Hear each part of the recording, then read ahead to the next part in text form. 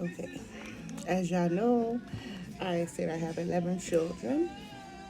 This is going to be a little story about, well, my birth story for my first child. I was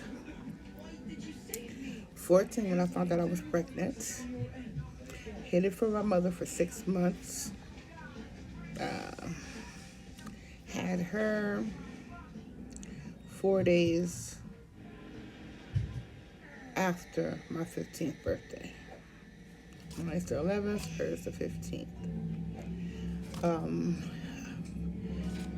we already know, the devastation with teen pregnancy and the emotions and hurt that goes behind it. And that's one reason why I hid it from my mother. I was a little fast tail, like I say. I thought I was grown. I wanted to do what I wanted to do.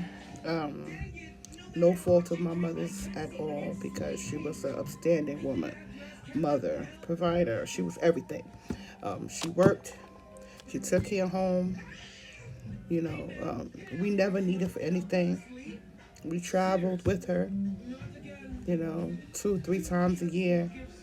She was a phenomenal woman. Okay. Um, so me hiding my pregnancy wasn't because I was trying to wait until I was too far gone. I just did not know how to actually look in her face and tell her that I was pregnant.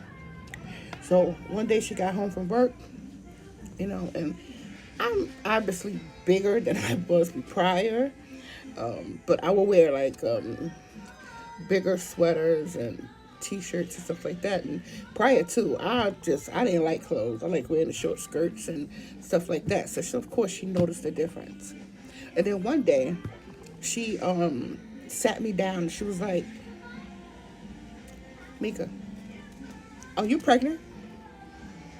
And then, at that point, because she asked me that question, it was no way I could lie with a straight face. And then I said yes. The hurt, the pain, the devastation, the confusion that was on her face broke my heart. That was one of the hardest things I've ever had to do because she didn't deserve that. Um, but because her being the person she was, of course, she did not give up on me. Thank God she did not. Um, my daughter came. My mother loved her. I was in labor with my firstborn for 33 hours. They had to induce my labor. At that time, of course, I didn't know nothing about inducing. I'm waiting in the waiting room the morning of, and I hear people screaming at the top of their lungs, and I didn't know what was going on. Okay, I started crying. I told my mother I wanted to go home. You know, she was like, "No, you can't go home now. You made the choice, and this is the consequences of that choice that you made." And honestly, from that point on, I basically had to go from a child to an adult, like overnight. My mother didn't leave me stranded. She didn't kick me out. She stood 10 toes down for me. You know, um, my daughter, she, after 33 hours, she came. She gave me 7 stitches, and she was the littlest thing ever. And she was the most beautiful baby I've ever seen in my life. You know, um, she was 5 pounds 13 ounces. She was so tiny, so tiny. I didn't want to touch her because I thought I would hurt her. But um, that labor was uncomfortable. It wasn't painful. It was very uncomfortable because I had to be in a bed for 33 hours. I'm used to jumping around, flipping around, going outside, and being a teenager.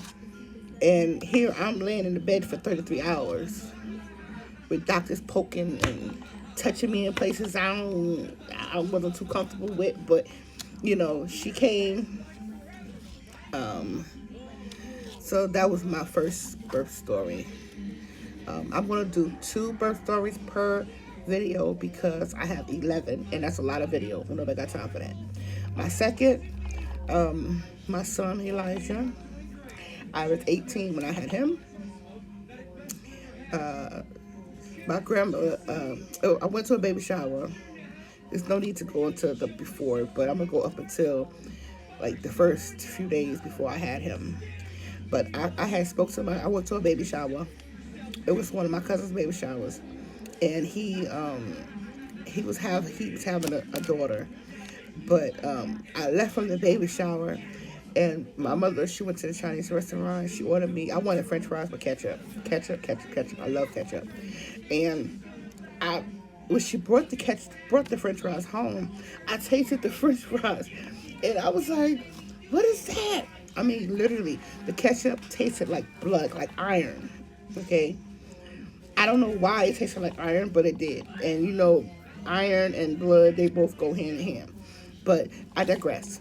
So I spoke to my grandmother. And I asked her, I said, "Grandma, when I want to have this baby?" And she was like, "Don't worry. On the first full moon, you're going to have this baby." And no lie, it was March 22nd. It was literally 2 days later, the night before, it was a full moon. That morning, I went into labor. And ironically, it was the first snow of that year.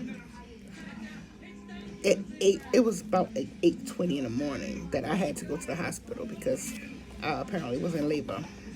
So I had him, football head, my baby, my second child. That labor was pretty quick. I was in labor at home for maybe 6 hours. I would say about 6 hours before I headed to the hospital. And 2 hours after getting to the hospital, I delivered my son. So I delivered him. Well, I went to labor like 2 o'clock in the morning, 3 o'clock in the morning. And I delivered him around 10. He was 8 pounds, 2 ounces. That was my football because he shot out like a football. No stitches, no anything. Left the hospital. He was healthy. He was handsome. My little caramel baby. Yes. So those are my first two deliveries. Both unmedicated. I didn't have any epidurals or anything. It was natural. That showed me exactly how strong I was because, yeah. The average would have had some epidural or something, but I managed to do what I had to do. But yes, come back for baby number 3 and 4. The story gets juicy, okay? Thank you. Bye.